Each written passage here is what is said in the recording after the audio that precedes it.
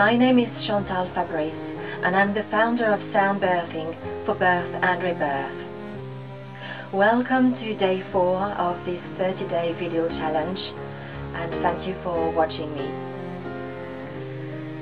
Today I wanted to go back to what I was saying yesterday about my own experience of prenatal life.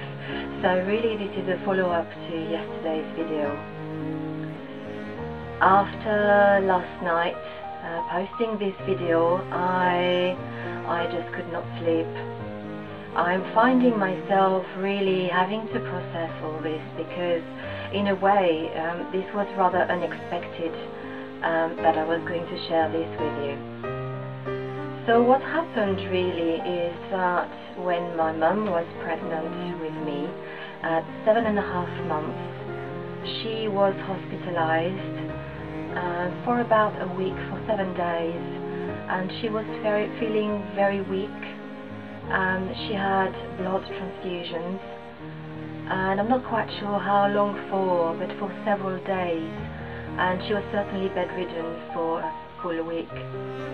So you might imagine that a mother who is pregnant and finds herself in a hospital bed might be worried about the baby she's carrying.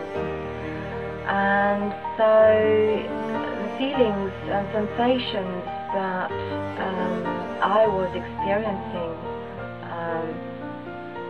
when I went back to this experience, and also the feelings and sensations that I've pretty much felt all my life, was really a feeling of life leaving my body.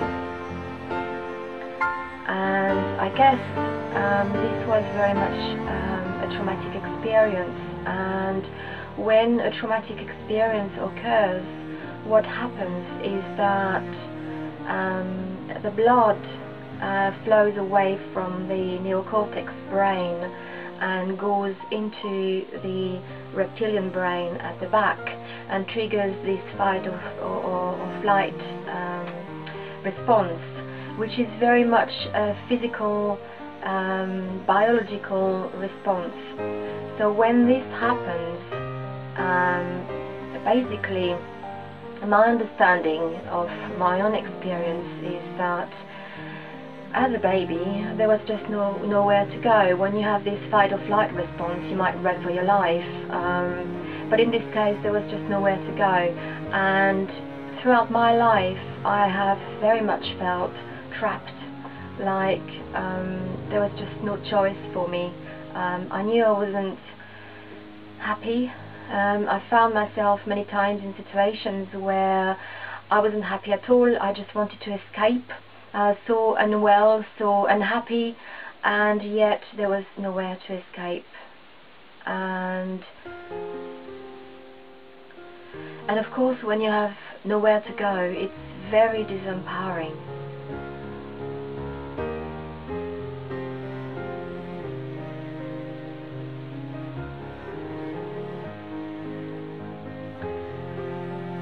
Another very characteristic pattern of mine is that very often in my life I've experienced this freeze response, which is basically what happens when a trauma occurs. So there's this either fight or flight or freeze. It's either of those three. And so this freezing response has happened quite a few times, and I really quite often felt that even my breathing was stopping, and that I was on the edge of thinking, am I starting to breathe again? It's difficult to explain. It's almost like I have to make this conscious effort of thinking, okay, I'm going to breathe again, rather than stay in this frozen moment. And when I think back, when I trained as a sound therapist, there was a particular exercise that we had to do, and that involved a listening exercise, which involves, when you press your fingers against your ears to actually block the sounds, and we had to do that for about half an hour, several times, and really observe what was going on.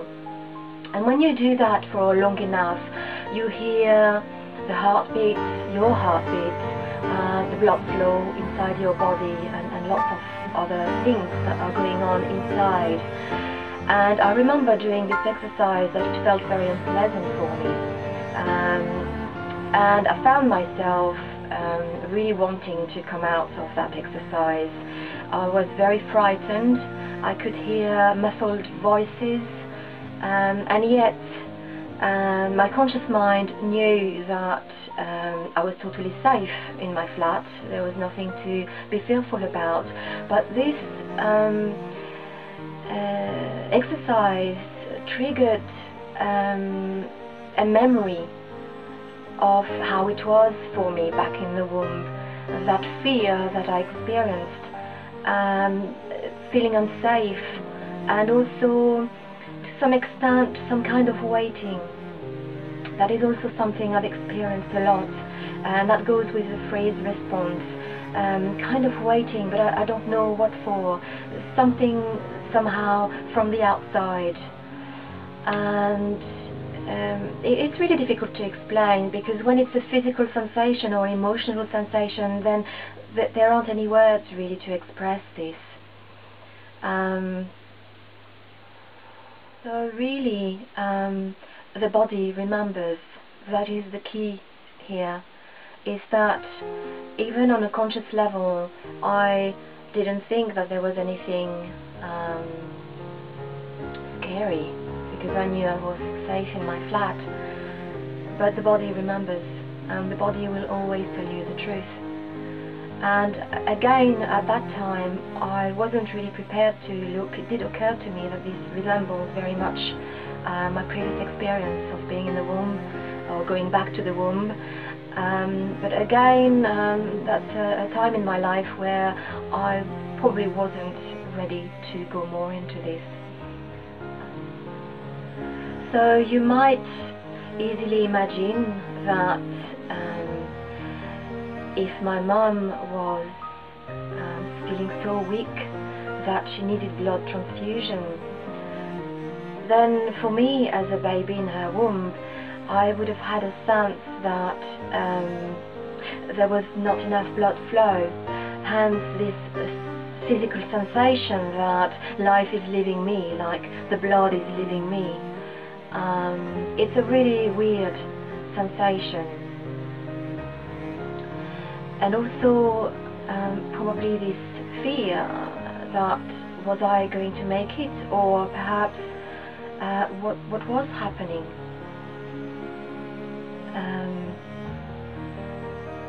And also what is very, very significant for me and for my experiences of life is that you might imagine that when my mum received this new blood, which was life-saving, somehow this perception from my past wasn't quite life-saving, and I've had many, many occurrences in my life of being invaded, feeling that feeling of being invaded in myself, invaded on a physical level, in my body, but also in the energy field. And when people, sometimes certain people, come too close, I easily feel invaded, and it's something that I've had to work on quite a bit. And so what energies did that blood carry in terms of genetic imprint, but also on a vibrational level, the cellular memory? What type of person did it come from, and how much, to what extent were the energies of this person in that blood? And if we consider the works of Dr. Masaru Emoto, where water carries life, all the memories of life. So that blood probably carried a lot from where it came from, and so that could be one of the reasons why it was perceived as an intrusion. So I think it is a very valid question. If I go back to what I said at the beginning of this video, where you might assume that my mum was really worried, and she did ask the doctors at the time, and of course this was 45 years ago, so in those times of course they would have said, no, don't worry, everything is fine with your baby, but she always felt guilty somehow that perhaps something had gone wrong and there was perhaps something not quite right, and I suppose she was right in sensing that something had gone wrong, because this clearly impacted my whole life. And of course life manifested lots of events where I felt that life was leaving my body. I had lots of fainting episodes, I developed chronic fatigue, and yet I can't say pinpoint that chronic fatigue is due to that particular event, because it's multi-layered. It really is multi-layered. And so I could go into ancestral patterns here, but I will reserve that for tomorrow's video. The lesson here that I want to put forward is that it was all meant to be. And so what I'm trying to say is that all these experiences in some ways were teaching me something. And it's probably only just now in my life that I'm putting everything together. So there is a direct correlation between the patterns that I've identified in my life and certainly what happened to me when I was in my mum's womb. And for me to have done this work so deep on myself is incredibly rewarding. I also get a sense that really now is the time for me to share these experiences, to bring awareness, and so that people start to think more consciously about life in general, and certainly in pregnancy. So what can you do to make your life more conscious? And if you're pregnant, what can you do to provide this nurturing and loving environment for your baby, and connecting with that little person inside your womb, and being reassuring whatever the circumstances are, because these things like what happened to my mum obviously cannot be avoided, and it's really about being conscious and being there to provide that support and that reassurance. And I think really it goes a long way in making a difference to your baby. So I will leave you with that for today, and thank you for watching, and I'll see you tomorrow. Bye for now.